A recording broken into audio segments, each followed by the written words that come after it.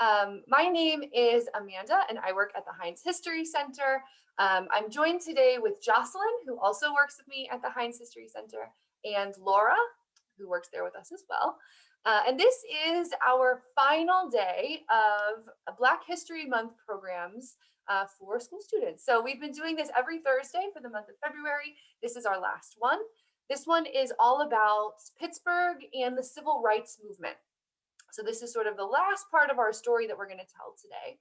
And this is being done in a webinar format. So you all will be able to talk to us using the chat and also using the Q&A function.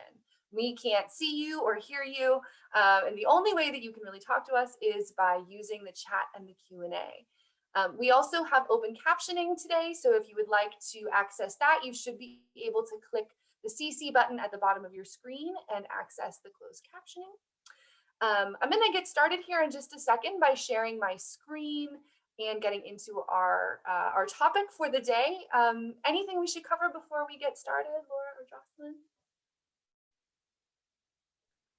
I'll hop on and say that this is the only time you'll see me. I'm going to disappear and I'll be answering questions in the Q&A and the chat.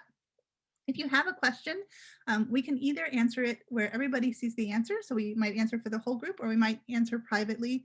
If you have a question that you just want us to answer directly to you, just make a note of that.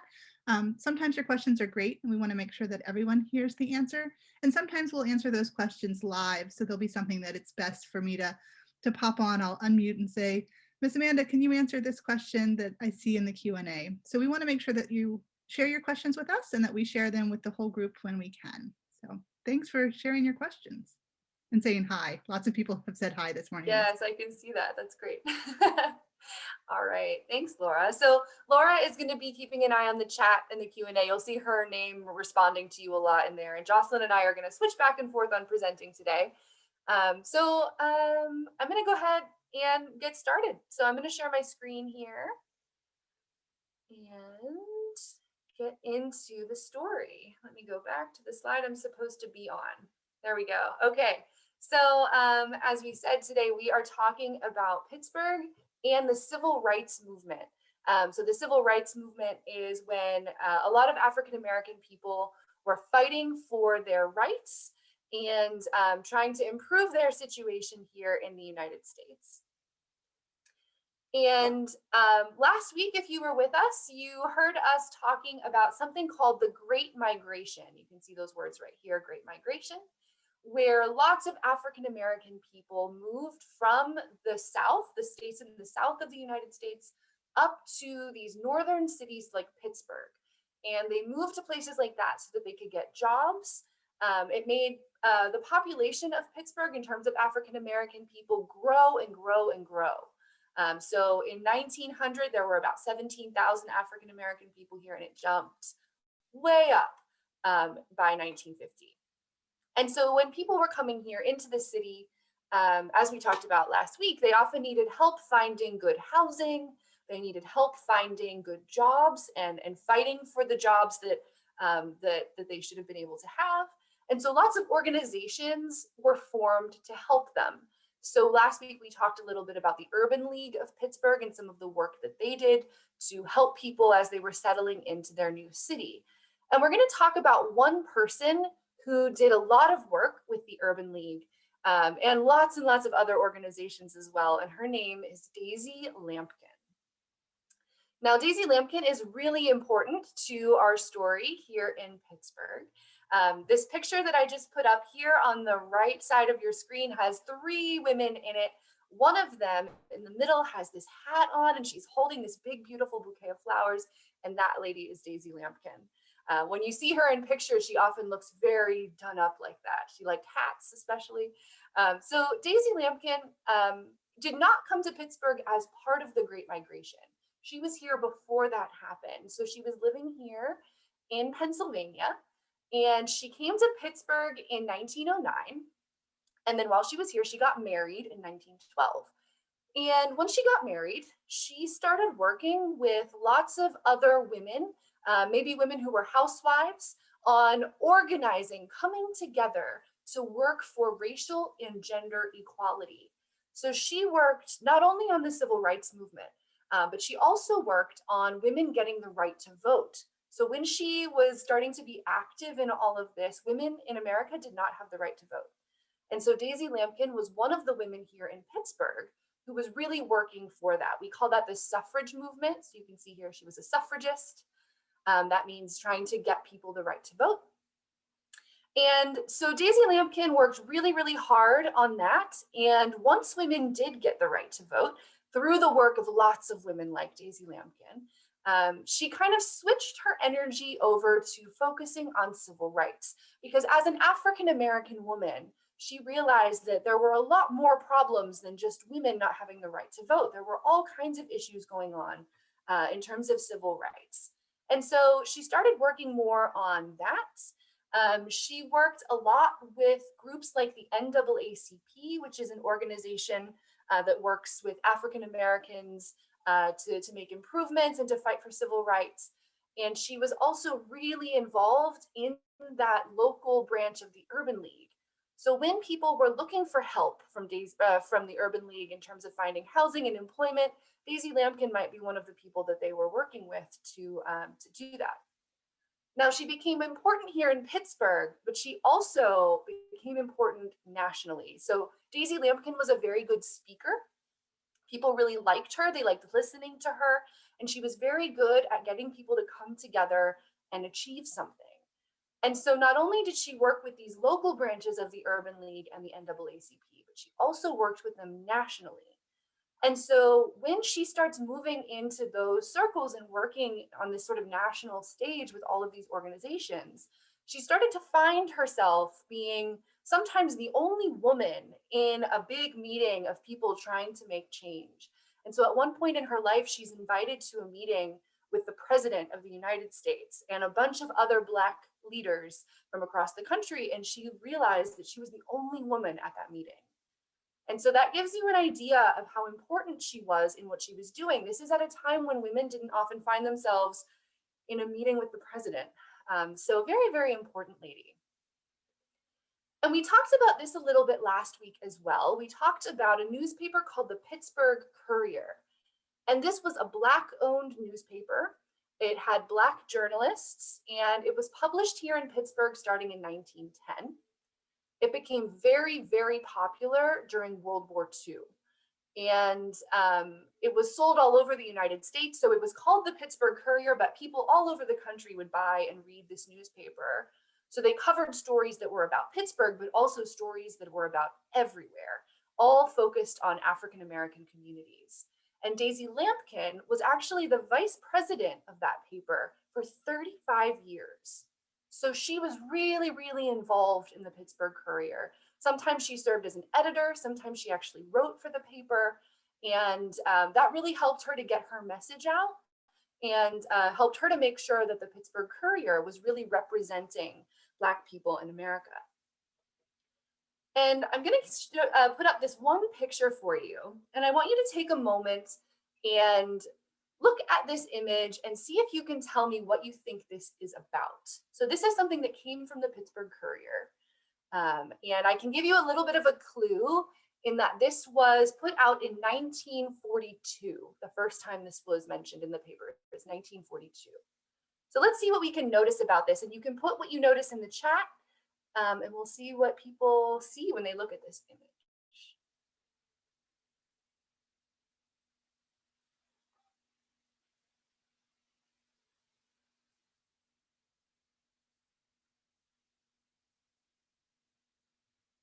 See anything coming up in the chat there? I've got quite Yeah. a few comments. Go ahead, Laura. Yep. I see democracy, eagle, double victory, double V. Something about government. That word democracy sometimes just makes us think of government. That could be the connection there. I think of democracy between white and Black people.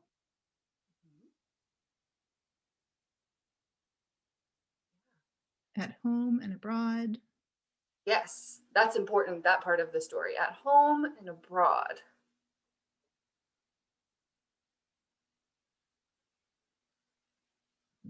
Anything else? we're seeing the colors, the fact that it's black and white. Yes. So I think both in terms of people and the actual visual image. Mhm. And the sun in the middle. Is there a sun in the middle there that might Ooh. suggest enlightenment? Yeah, so it looks like this sort of thing in the middle here with these sort of rays coming out, maybe. Yeah, You're absolutely. doing a great job of noticing things. Yeah. Very good. Oh, I just saw someone said that that sun also looks like a bridge or a crown, maybe like a Statue of Liberty kind of image there. I can see that. Okay. Shall I tell you a little bit about this then? I feel like people have been really good at picking out what they're noticing from this picture. And you're right, you see these V's, this double V shape in the middle here, and it says double victory. And the slogan that they are kind of getting across with this is democracy at home and abroad. And this is something that the Courier put out during World War II.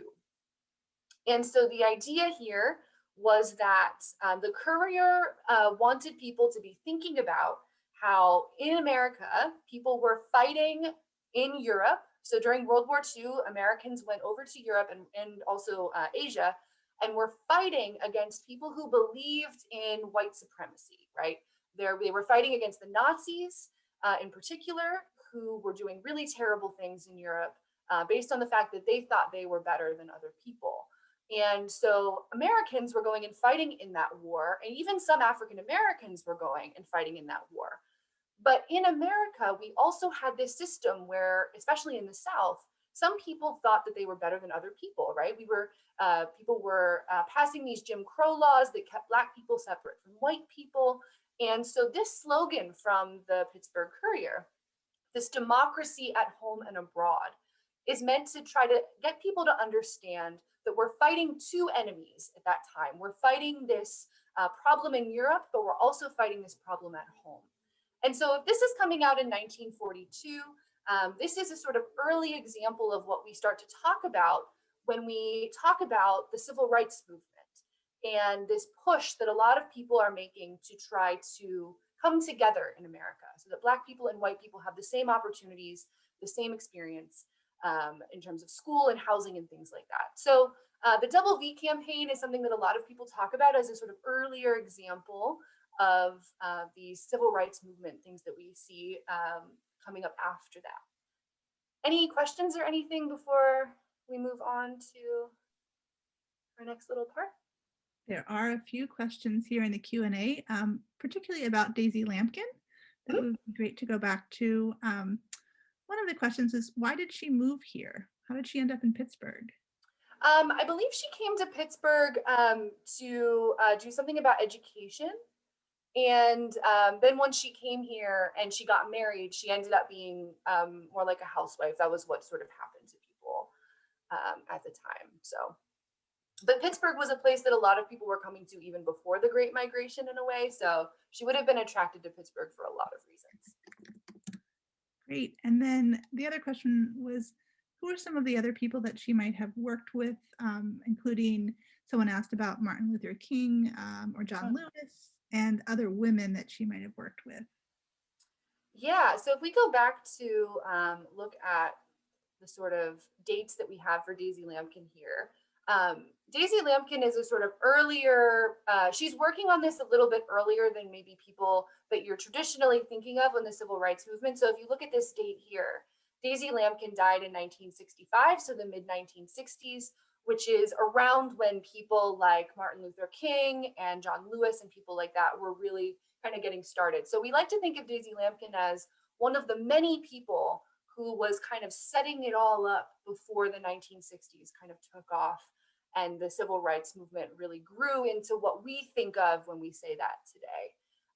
And she was working with lots and lots of other women here in the city. When she was working on the suffragist movement, she was working with organizations that were Black women, but also lots of other white women who were working on that here in the city.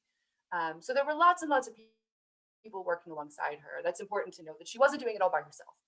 There were lots of people around her too. Amanda, there's another question that says, what does democracy mean? And I think that's really important to the Double V campaign and that whole part of the US history.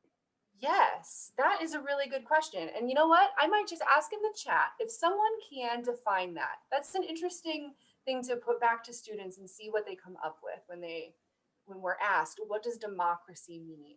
It's a big question. But I want to see what you all know about it before we keep talking, because I think there's a few more times where that will come up. And it's important to sort of get that question answered before we get into it. Let's see here. I've seen someone put in the chat the word fairness. That is definitely a part of democracy. So when we are talking about democracy, we're talking about people having a say in what happens around them, particularly when we're talking about government.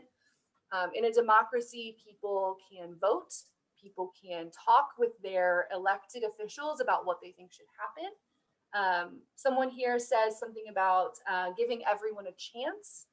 And that's definitely a part of democracy, bringing in lots of people into the conversation so everyone feels engaged and welcome and has a chance to contribute. Absolutely. Let's see. Someone says shared power. That's absolutely a part of democracy, right?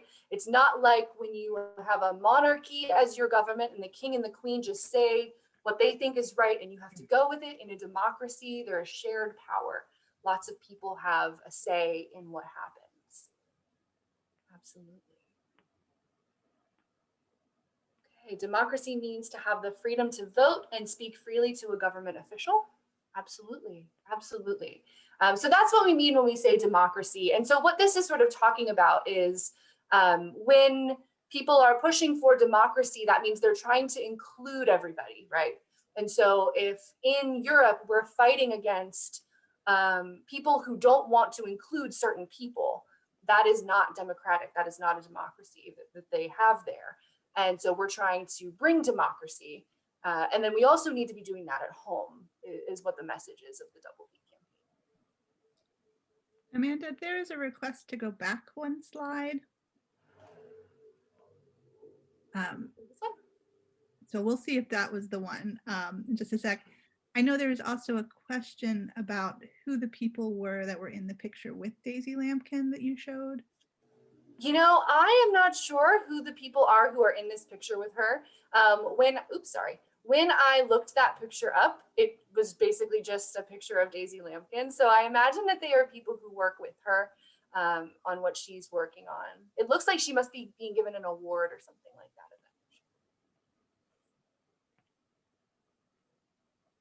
Great. Why don't you pop forward just to that other slide for just a sec, one more for me. One more?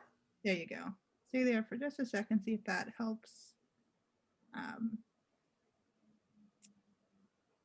Don't see another note in the Q&A, so I think we can keep going forward just so that we do get through all of our stories. Yes, there's a lot to talk about. And so this picture, I just want to show you quickly before I move on here that this picture is a picture of three people. The woman in the middle here is Daisy Lampkin, and she's holding this poster that says V for victory at home, V for victory abroad. That just goes with the Double V campaign story. So this is her working at an event at the St. Louis branch of the NAACP. So when she was going all over the place and doing this really important work. And one last thing I want to mention before we get on to the things that Jocelyn is going to share with us. Something that I always like to point out is that the North was a little bit different to the South during this time of the sort of mid-1900s when we're talking about in that in the South, there were Jim Crow laws, and those laws were put in place to keep Black people and white people separated in almost everything. And in the North, that was not the case. There were not laws to keep people separated. But that doesn't mean that people weren't separated anyway. And so as of 1935, there was a law in Pennsylvania that said it was illegal to separate a public space by race. So Black and white people had to have the same rights and the same expectations of being in public places like theaters and things like that. And that's what the law said. In reality, in places like Pittsburgh and other cities, this is not just a Pittsburgh problem. This happens everywhere. In reality, these places were segregated anyway. So if we take the example of theaters, maybe there were theaters, movie theaters that were more friendly to Black people, and then movie theaters that were not friendly to Black people at all. And that wasn't something that was separated by law. It was more about the attitudes of people living in the North. And so this made it really difficult when people wanted to change this because they didn't have to change the law. Now, I say it isn't as simple as changing a law. Changing a law is also very difficult. But it meant that they had to sort of change the attitudes of people. And that is something that's really, really hard to do. And so the next example that Jocelyn will share with us kind of gets into that story. So I'm going to stop my screen share here and hand it over to Jocelyn. Are there any questions while Jocelyn is getting ready to get her slideshow up? I will say that some of our friends are making connections to other women actually in African-American history, including Ruby Bridges and Harriet Tubman. And so it's great that we're sharing those names too. Yeah, absolutely. All right, Jocelyn, over to you. Thank you, Amanda. So I'm starting with this slide because the question is really, so what does this Mr. Rogers scene from a 1969 episode have anything to do with civil rights? It seems like a pretty simple image. You see Mr. Rogers sharing a little pool with one of his friends, Officer Clemens. And today we might think it's a very simple, friendly activity that people are doing every day. But to Mr. Rogers, this was making a huge statement. So during the civil rights movement, a lot of times Black people weren't allowed to share the same pool facilities as white individuals. And Mr. Rogers thought that was pretty silly. So he decided to create a character specifically to kind of combat these ideas that Black people and white people shouldn't and could not share things. So one day, Officer Clemens appears and Mr. Rogers invites him in to enjoy this simple, cool, relaxing activity. And he really ends the episode or this scene by saying that it's really important to have special people like Officer Clemens in his neighborhood. But this act that happened in 1969 has a long history, specifically in Pittsburgh. So we're going to go all the way back to 1931, when Highland Park swimming pool first opened. When this first opened, it was seen as a huge improvement on city pools. It was the first mixed gender swimming pool, so that means that both women and men, boys and girls, anyone can swim in this pool. It was owned by the city, and it could fit up to 10,000 bathers or just people that wanted to swim. And it cost more than $120,000 to build. And this was all built with taxpayer money. But the thing about this pool is because it was one of the first mixed gender pools, when the idea of race became an issue, people thought, yeah, we swam with you before when we were swimming like with only our own gender, but now it's all of us together. And I don't feel comfortable with African Americans sharing the same facilities as white people that might be different in gender. So at Highland Park Pool, the issue of segregation became huge. And this was sometimes enforced by intimidation and violence. So the constant intimidation and threats to Black people to not use this pool often led to them using smaller, less nice facilities such as Sully Pool in South Hills, as well as an older pool that was located just a few blocks away from Highland Park Pool on Washington Boulevard.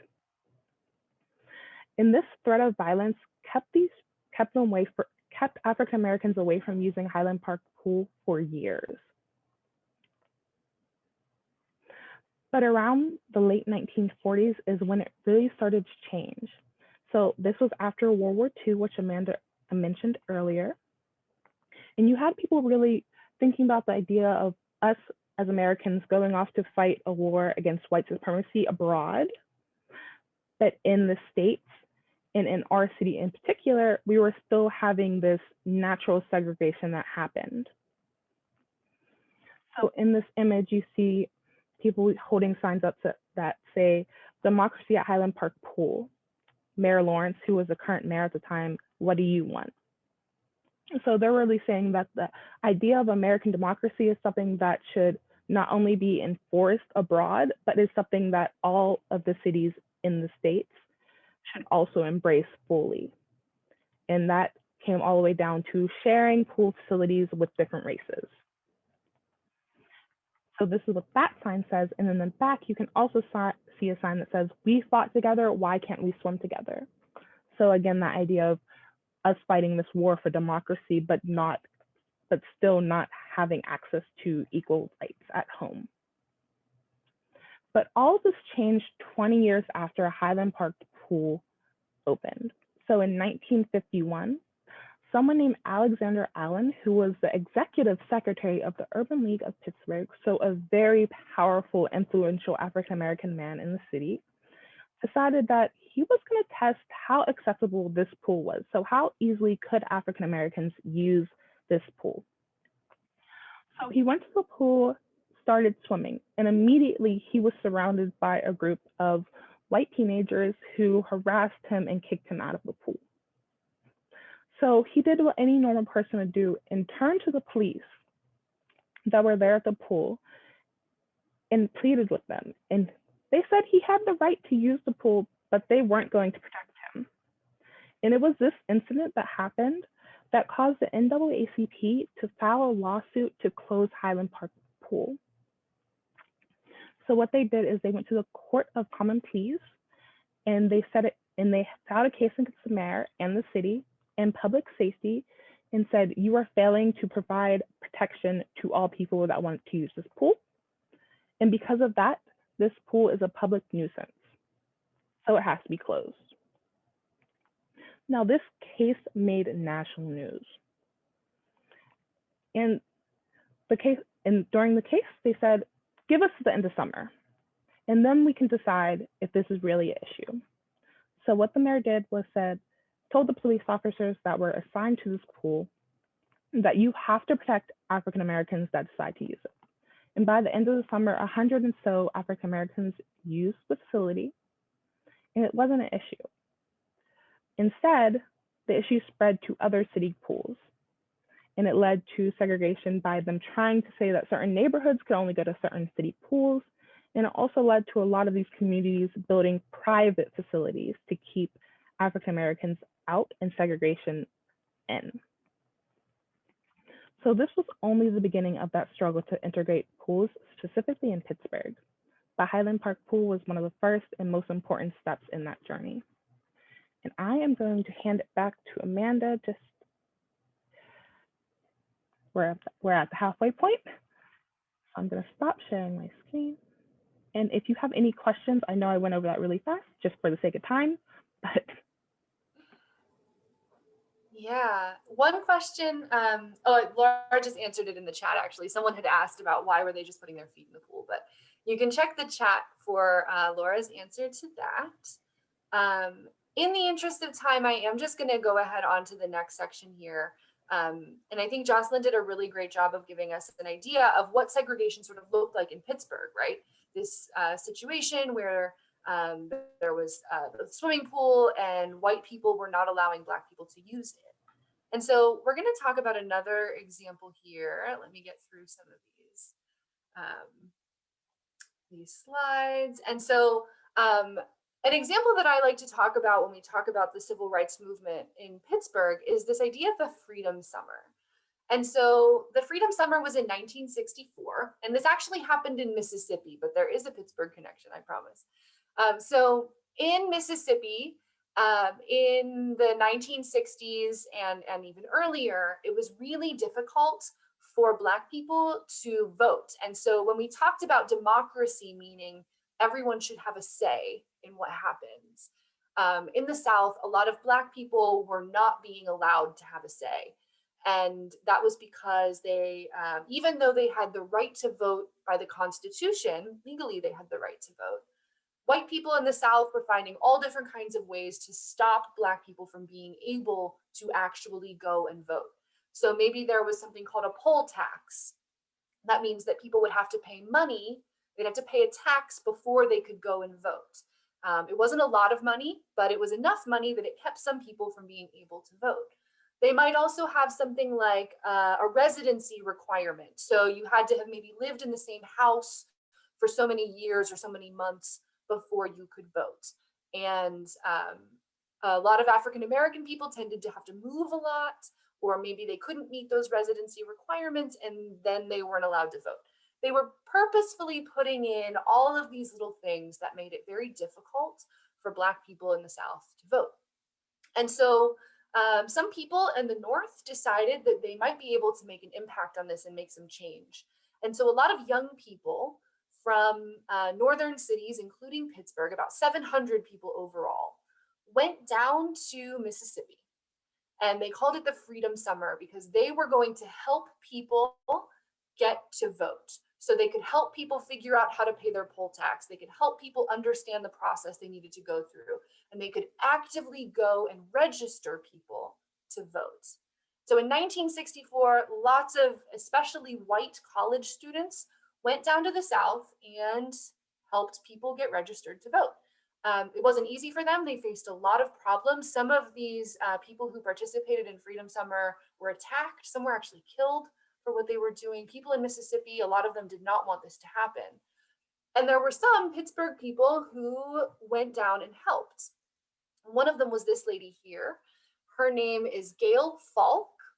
And when Gail Falk was 20 years old, she was in college and she joined up with these Freedom Summer people and went down to Mississippi to help people register to vote and also to work in a freedom school where she was helping people to learn about voting and also helping Black people to learn about Black history because they weren't being taught this important stuff in school.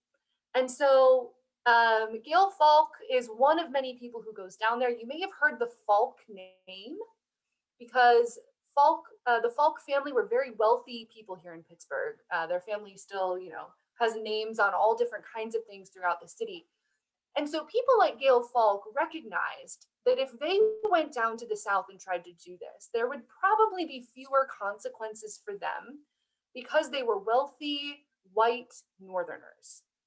And so people like Gail recognized that if she got arrested, her family had money to help her get out of jail and things like that. So she could make an impact by going down and helping because the consequences wouldn't have mattered quite as much to her. And so she goes down with lots of other people. There's some other names that you see listed here. Donald Hamer, Robert Lavelle Jr. is a person we talk about a lot when we talk about the Freedom Summer. And some people who were at the University of Pittsburgh, so not from here, but were attending school here. And once they had done all of this, at the end of that summer, they came back to Pittsburgh and they gave a talk where they told people about what they did. And the mayor of Pittsburgh at the time showed up to their talk as a sort of surprise. People didn't know he was coming.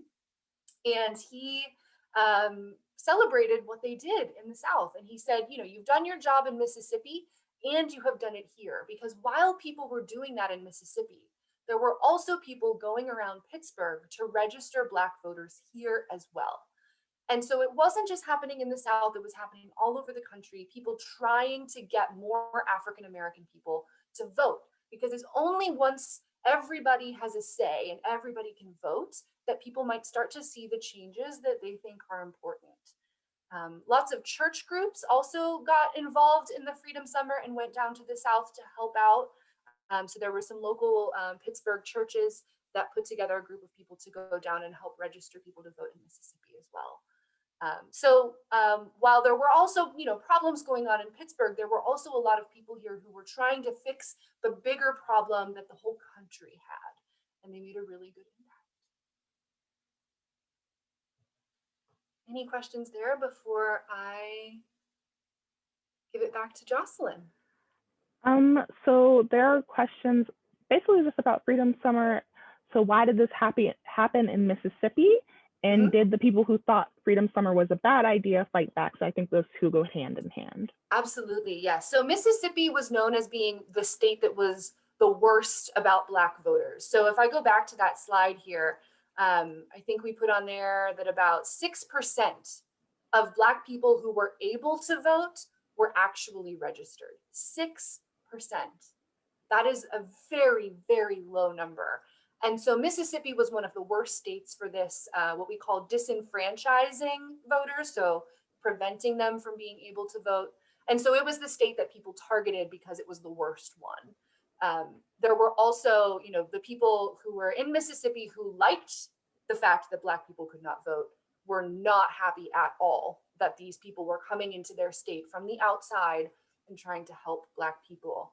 And so for instance, Gail Falk ended up getting arrested for something very silly. I can't even remember what it was, something that you wouldn't even think of, just because the police in wherever she was in Mississippi knew why she was there and they didn't like it. And of course, her parents had money to pay her bail and everything was okay. But for some people, things were not okay. And some of these people in the Freedom Summer were attacked. There were a few of them who were actually killed for what they were doing. And it was a really, really hard time for them, but they thought it was very important that they go and do that. Anything else in there? No, not really. Just were any states just as bad as about Black people like Mississippi? And I think that's a very fair question to ask. But for most of the things that I've read, Mississippi was one of the worst states that treated Black people unfairly. I mean, there were a group of them, but they all think that there was Mississippi that was worse for them, basically. Yes, it becomes like a phrase, like, well, at least we're not Mississippi when it comes to that kind of stuff for the other states. So yeah, Mississippi is known as the worst one for sure. We also have just one or two more questions about Gail Falk. Her story is interesting to people. Do we know a little bit about what she did after the Freedom Summer? Did she have children? Is she a Pittsburgh story? I don't know too much about her afterwards, and I tried to look her up a little bit, and her family is so prominent in Pittsburgh that when you search that name, you just come up with all the different things that her family members did. And I honestly didn't find too much about Gail Falk. It would be interesting to know. There was a really good write-up that her parents did afterwards, where her very wealthy Pittsburgh family said, we are so proud of what she did, and we really, really support what she's trying to do. But it could be something that, if people out there want to know more about her, she could be a good one to just research online. You just have to weed through all of the other Falk information because they are a very important family. And we do tell in our Rao Jewish archives, we have the history of the Falk family, so that you can go and learn a little bit more about that whole family, which is super interesting. And teachers, I'll include a link to some of that in the email that I send at the end that gives you the recordings for this and everything, so you'll have that information. And one more important question I think to answer is something that was repeated again, asking about racism between Black and white people. So why were people racist to Black people, and why aren't Black people racist to white people? Which I think is an interesting question. I don't know if you want to tackle or if you want to pass it off to me. It's up to you. Go ahead. Yeah. So the complicated answer is race is something that's made up, and it was created to legally and purposely hold back African Americans or people who were seen as less than white. So the idea of whiteness really changed throughout history. So during this time, it was mostly if you were from Europe, you were white. If you were Black, then you were less than. So it wasn't that Black people weren't racist, it's that they can't be racist because it's based on a system built by the majority race to keep another race down. So Black people can be prejudiced and discriminate, but they can't be racist because they don't hold that systematic power, which is the complicated answer. And I hope that answered just the top surface of your question. It's something people spend I mean, there are people who research this and spend their entire careers thinking about why is it the way that it is with that question. So I think you did a great job of putting it into a couple sentences there instead of, you know, the very long, complicated answer. And it always goes back to that idea of slavery being part of the start of this country. Absolutely. Okay, Jocelyn, do you want to take a couple minutes and do the last little section of your? Yes, I will speed through this very last section. Yes. Keep the story short, just so we can get you out of here.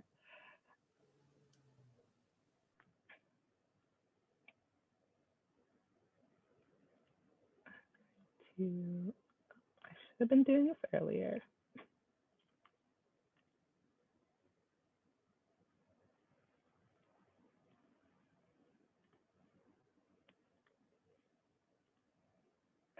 Okay. So during all of this civil rights activity is happening throughout the nation, we also have something happening inside the city of Pittsburgh. So after the war, Pittsburgh went through a huge renewal process. And this process really led to a lot of changes throughout our city. So this is a picture of Pittsburgh in 1959. And then it quickly changed. So you'll notice in 2014, this is what our city now looks like. So you'll notice that there are huge changes, specifically in this area right here, as well as some areas over here on the North Shore. So these areas are predominantly African-American communities, and large construction projects have happened here during the 1950s, 60s, and 70s. So during this time, these construction projects that were happening in these Black communities often left out Black people as workers. So this huge construction boom was happening, but they relied on unions to supply workers for the jobs. And oftentimes those unions at the time did not accept Black workers. And they really said that it's not we don't accept them, it's that African Americans just don't have the skills to do these jobs. So then enters this man, Nate Smith. So Nate Smith was a Pittsburgh native with very interesting past, that at the end of it, he was one of the people that had a union card and had access to these jobs. And he looked around the site and he said, I don't see anyone that looks like me, and that's an issue. So he went to the boss and says, why don't you hire more Black people? And they repeated that idea that Black people just didn't have the skills to do this work. So he said, okay. And he created a training organization called Operation Dig that would give the African American people the skills to do these jobs using heavy machinery and doing construction skills. And this whole project was considered a success, but still unions did not accept these African Americans. So he decided to start leading protests that would disrupt construction throughout the city. So we have construction of Three River Stadium, and people would go to the site and climb over fences, trying to insert themselves as trainees. And this disruption often led to a halt in construction. So this stopped the city from being able to build new buildings, and it also stopped the unions from being able to work and really get paid. So because of this halt in construction by this organization called the Black Construction Coalition, Nate Smith was able to get union bosses and city officials to negotiate with them. And this negotiation ended up with something called the Pittsburgh Plan. And this plan was to integrate labor unions with the goal of hiring about 1,250 Black individuals over a course of 4 years. This model of training African Americans and also integrating them into unions is something that spread throughout the nation. And Nate Smith really became like a superstar. He met with presidents, he traveled abroad to share this idea of union training. And he also trained other cities on implementing projects and ideas like this. And think I'm out of time. But even today, in that Hill District where that first march was happening with the Black Construction Coalition, which is Freedom Corner, this is a very important area that a lot of the civil rights movements started at, and these marches were happening. They would start here and kind of go throughout the city. And even today, it is still used in such movements as today with these different organizations, and specifically in the summer of 2020. So last summer, a lot of these organizations were fighting to do police reform and fight police brutality throughout our city and our nation. And I will stop it there, just take any questions because we ran out of time. I'm sorry I had to speed through that. You did great. Thanks, Jocelyn. There's always so much to tell. We had to cut this down so much from the whole story. So I encourage you all to do your own sort of research into the civil rights movement in Pittsburgh. There's so much to talk about. Any last questions from the chat, Laura, before we wrap up? I'm So good. Question of, is Freedom Corner a thing today? I think that's a good way to end on. Good question. So Freedom Corner is still a thing today. It is actually in the Hill District at Wiley and Center, but it is a mark that people during this renewal project phase of the city, that is the part where they really drew the line and said, you aren't going to destroy our neighborhood anymore. And this is also the spot that a lot of these marches were happening. So it is a thing today. It was finally dedicated as a space in like 2001 with that beautiful statue. Thank you. Anything else in there, or shall we wrap up for the day? There is a quick question about Nate Smith and whether he had an influence on the Manchester Craftsman Guild. I'm not sure. All of my reading hasn't really mentioned the Manchester Craftsman's Guild. So I'm not really sure. I'd have to do further research about that. Yeah, it's an interesting thought that there might be a connection there, because the Manchester Craftsmen's Guild is very much that same kind of like trying to get Black people into these kind of trades and into these types of jobs. So yeah, I don't know. It's a good thing to look up too. We always leave these with more things to research. There's never an end to the learning. So Great. Well, thanks for giving us your best answers, and we'll all continue the learning after the program. yes, excellent. All right. Well, thank you all so much for coming. I hope if you've been with us for the whole series of 4 that you have enjoyed them. We've enjoyed sharing these stories with you because we think they're very, very important. So I hope you all enjoy the rest of your week. Thank you to Laura for helping out in the chat. Thanks to our captioner for typing away while we were talking. And thank you all for your questions. Oh, and